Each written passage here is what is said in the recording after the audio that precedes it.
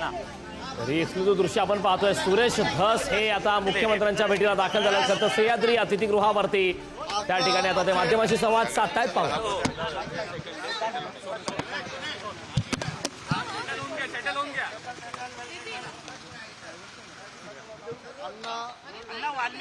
कराड अखेर शरण आलेले आहेत, काय सांगाल? कराड अखेर शरण आलेले आहेत, काय वेगळी प्रतिक्रिया? या राज्याचे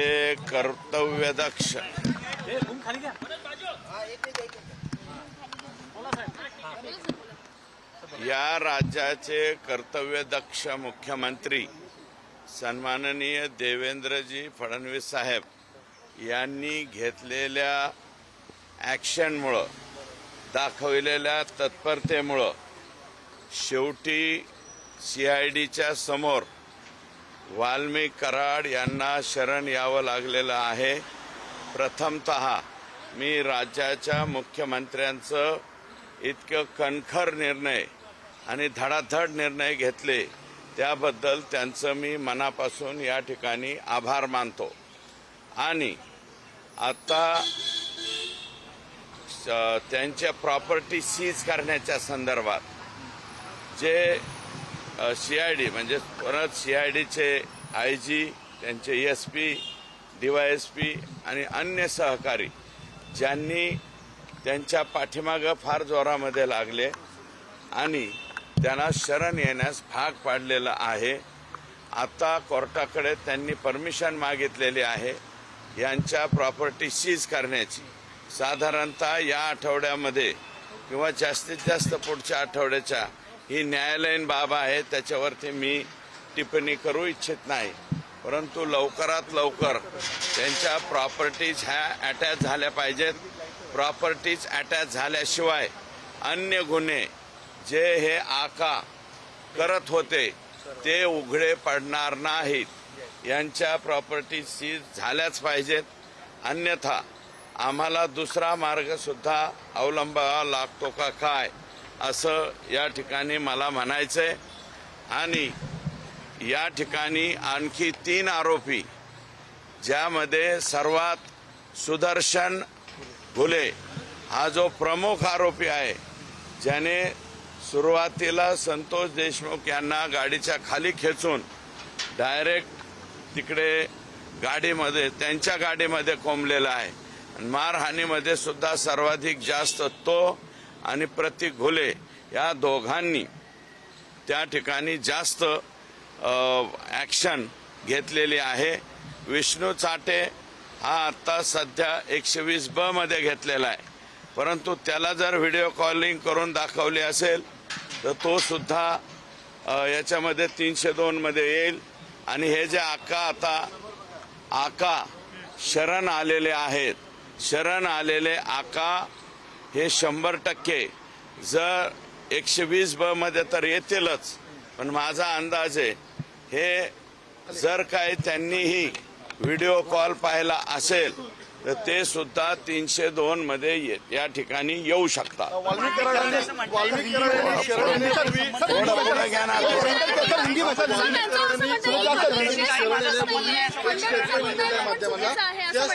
त्यांनी असं म्हणलं की राजकीय हेतुपुरस्पर माझ्यावरती कारवाई केली जाते. राजकीय हेतू पुरस्पर हे ते आता हे जोडायचे उद्योग झाले. कशाचं राजकारण आणि कशाचं काय? आम्ही कोणी राजकारत्यांनी तुम्हाला सांगितलं होतं का इतक्या चुकीच्या पद्धतीने संतोष देशमुखला मारा म्हणून? उगाच आपलं स्वतःच्या अंगावर आल्याच्या नंतर काहीतरी बोलायचं म्हणून ते बोलतायत. माझं मत असं आहे, तुम्हाला कोणी उद्योग सांगितला होता हा? ही अशीच घटना ऑक्टोबर 2023ला माझ्या मतदारसंघातील पाटोदा तालुक्यामधून घडली होती. O2 कंपनी होती. O2 कंपनीचे बंडगर नावाचे अधिकारी असेच उचलून चालले होते.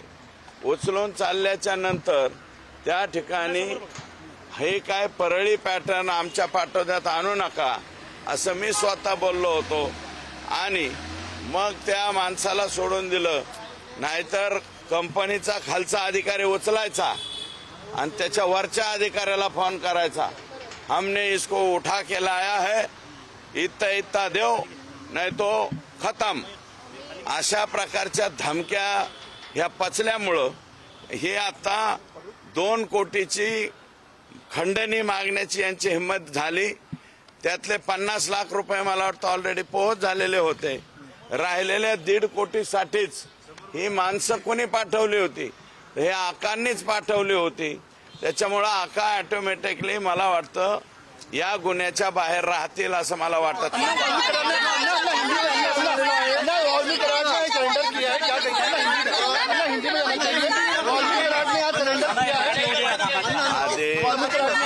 आधी माय मराठी, हिंदीत नंतर हिंदी वाले खाली करा तुम्ही. पोलिसांना माहिती नसतं, यंत्रणेला माहिती नसतं. सरेंडर व्हायच्या आधी कार्यकर्ते आधी पोहोचतात. कम्युनिकेशन सुरू होतं का कार्यकर्ते? याच्या मोका तर माननीय मुख्यमंत्री महोदयांनी मोक्याची घोषणा केलेली आहे. त्याच्यामुळे या केसमध्ये 302, 120(ब), खंडणी आणि मोका हे सर्वच्या सर्व गुन्हे त्या ठिकाणी या सगळ्या आरोपींच्या वरती लागणार आहेत. हे मी नाही, राज्याच्या सर्वोच्च व्यक्तीने ही घोषणा केलेली आहे. त्याच्यामुळं मोका लावण्याचा प्रश्नच येत नाही. मोका केली जाते. सरेंडर होतो, भेटल्यानंतर सरेंडर होतो. हे तुम्ही धनंजय मुंडे साहेबांनाच विचारलेलं बरं राहील, मला न विचारलेलं बरं. चर्चा झाली आता आज समर्पण करणं म्हणजे मी आता काहीही चूक केलेली नाही. मी आता माननीय मुख्यमंत्र्यांकडे गेलो होतो. ते फक्त जे खाली आपल्या याच्यापुरते जामीनपुरते जे सरकारी वकील नेमलेले आहेत त्याच्यामध्ये एका शब्दाची त्रुटी आहे, ती त्रुटी दूर करावी अशा प्रकारची विनंती करायला मी त्यांच्याकडे गेलेलो. प्रतिमा स्वच्छ राहावी म्हणून धनंजय मुंडेंनी राजीनामा द्यावा मागणी आहे का? सरकारवरती आरोप होतोय सरकारची प्रतिमा मलिन होती, राजीनामा द्यावा का? त्यांचा राजीनामा घेण्याचा न घेण्याचा प्रश्न हा माननीय अजितदादा पवार साहेब यांचा कंप्लीट आहे. त्याच्यामुळं त्याच्यावरती मी फारसं काय बोलणार. सरकारचं नाव खराब होतंय तर मी फार छोटा माणूस आहे. मी एका 2.25 तालुक्याचा आमदार आहे. मी या बाबीवर निर्णय करू शकत नाही. कराड यांनी एक व्हिडिओ जो प्रसारित केला त्यामध्ये ते म्हणतात की खटला नाही, आधी मराठी वाहू द्या मग हिंदी में. यांची मागणी केलेली आहे त्या संदर्भात तुम्ही बोलतो उज्ज्वल निकम. उज्ज्वल निकम साहेब यांची सरकारी वकील म्हणून याच्यामध्ये नियुक्ती करावी असंही पत्र माझं आहे आणि मी त्याच गोष्टीसाठी इथं आलेलो आहे. आता साहेब मला आत्ता भेटणार नाहीत. उद्या सकाळची किंवा 10-11 वाजेपर्यंतची वेळ मिळेल.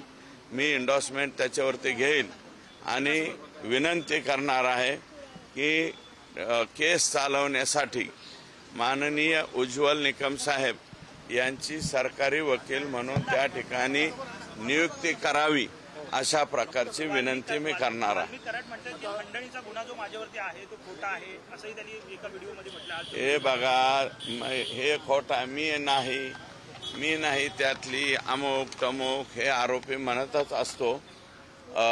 ते आता सगळं काही उघड पोलीस आहेत, ते CID आहे, CIDचे IG साहेब ज्यांच्या अध्यक्षतेखाली ही SIT नेमलेली, ते आता बघतील ना. ते काही छोटा मोठा अधिकारी थोडेच आहे. CIDच्या टॉप याच्यावरती आहे आणि साहेबांनी त्यांच्यावरती जबाबदारी सोपवलेली आहे. हा मुद्दा जो आहे तो तुम्ही लावून धरला होता. आज शरण आलेले आहेत वाल्मिक कराड, यश आलं तुमच्या या सगळ्या. हे बघा, ते शरण म्हणजे प्रॉपर्टी अटॅचची भीती. एक तर पोलीस घरादारापर्यंत गेलेले आहेत, त्यांच्या घरच्यांना उचलायला लागले चौकशीला, परत दुसऱ्या ठिकाणी उचलाउचली व्हायला लागली. मग शेवटी माणूस किती दिवस दम धरणार, म्हणून ते शरण आलेले आहेत. ते काही सो खुशीने वगैरे शरण आलेले नाहीत. बीडच्या पालकमंत्री पदाबाबत हे बघा, पालकमंत्री हे ते विषय कृपया इथं काढू नका. संतोष देशमुख आणि त्याचा झालेला अमानवीय खून याच्यावरतीच प्रश्न विचारा. पालकमंत्री भूमिका घ्यायला मदत झाली. अहो पालकमंत्री हे झंटा फांटा कार्यक्रम आहे ते द्या सोडून. पालकमंत्री पदाच्या बाबतीत मागणी मी ही केलेली आहे की विशेष बाब म्हणून आदरणीय देवेंद्रजी फडणवीस साहेब यांनी आमच्या जिल्ह्याचं पालकत्व स्वीकारावं, पालकमंत्रीपद स्वीकारावं. एक आव्हानात्मक म्हणून, नक्षलाईट डिस्ट्रिक्ट म्हणून त्यांनी यापूर्वी मला वाटतं गडचिरोलीचं पालकमंत्रीपद स्वीकारलं होतं.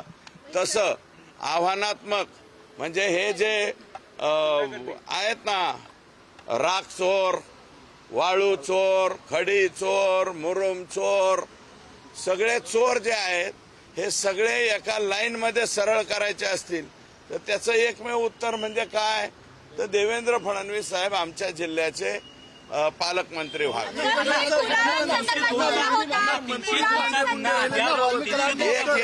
एक मी सगळ्याचे चार जण बोलल्यावर मी काय बोलू शकतो. 302चा गुन्हा अद्याप दाखल केलेला नाही वाल्मिक करारवर.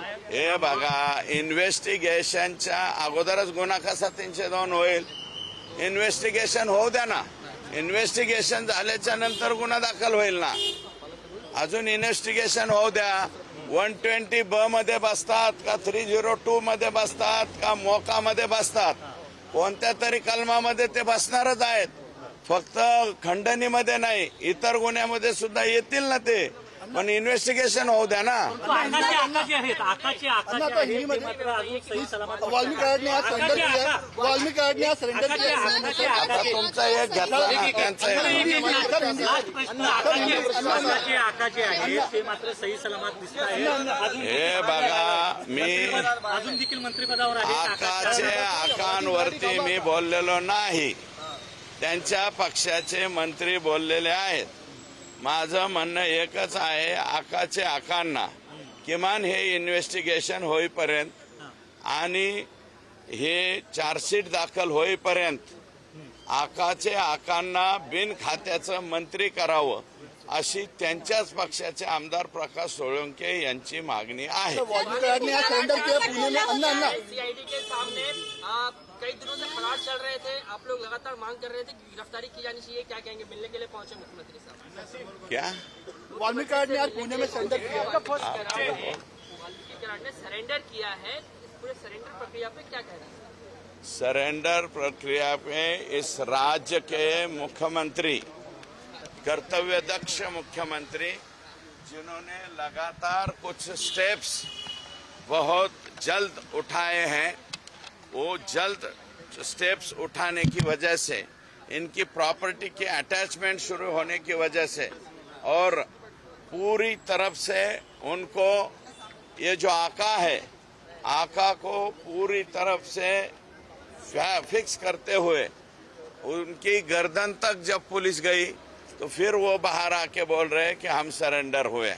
वो सरेंडर नहीं हुए और वो इनको जो गिरफ्तारी हुई है, इसलिए मैं राज्य के मुख्यमंत्री देवेंद्र जी फडणवीस साहब का आभार मानता हूँ. सर, आपने मुलाकात की है.